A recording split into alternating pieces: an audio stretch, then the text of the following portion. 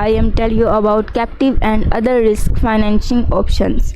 Traditionally, business and other organizations have handled risk by transferring it to an insurance company through the purchase of an insurance policy, or alternatively by retaining the risk and allocating funds to meet expected losses through an arrangement known as self-insurance, in which firms retain rather than transfer risk.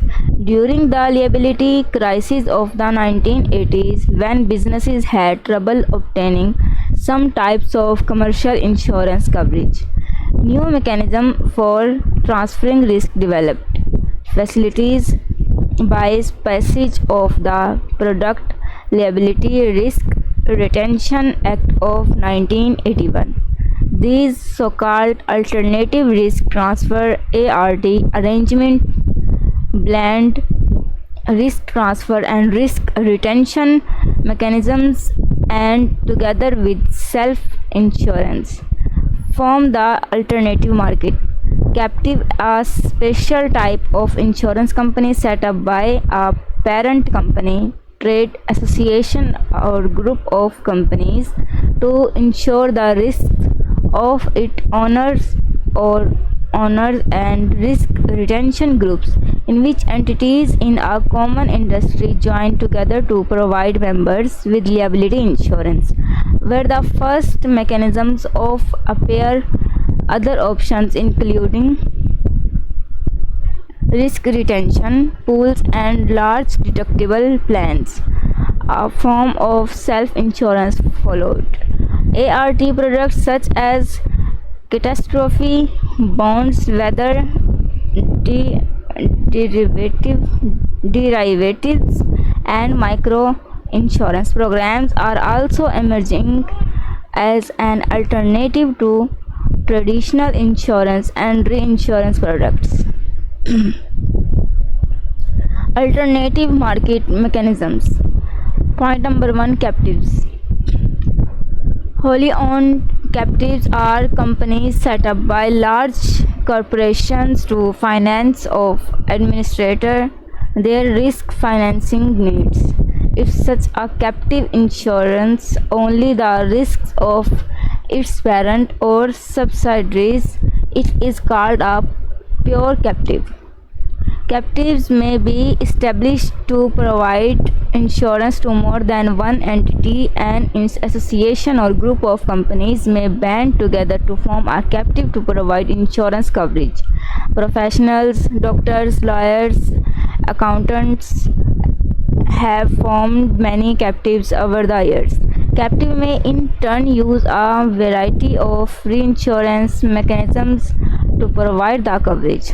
In particular, many offers captives use a fronting insurer to provide the basic insurance policy. Fronting typically means that underwriting, claims, and administrative functions are handled in a United States by an experienced commercial insurance company. Since a captive generally will not want to get involved directly in running the insurance operation.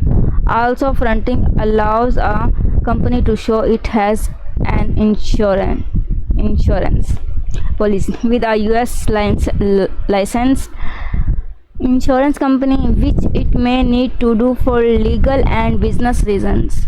The rent a captive concept was introduced in Bermuda 20 years ago and remains a popular alternative market mechanism. Rent a captive serve businesses that are unable to capitalize a captive but are willing to assume to a portion of their own risk and share in the underwriting profits and investment income. Generally sponsored by insurance or reinsurers, which essentially rent out their capital for a fee. The mechanism allows user to obtain some of the advantages of a captive without having the expense of setting up a single parent captive and meeting minimum capital and surplus requirements. Captives have been expanding into the employee benefits arena since 2003, the year in which the Department of Labor gave final approval to Archer Daniels Midland CO's plan to use its Vermont captive to reinsure group life insurance benefits. While the leading domicile for captives in the US is Vermont, offers captive covering US risks are predominantly located in Bermuda, where they enjoy tax advantages and relative freedom from regulation. The Simon Island, Jersey, the British Virgin Islands, Luxembourg, and are also significant centers for captives. Vermont is the leading domicile for captives in the United States. Point number 2, self-insurance.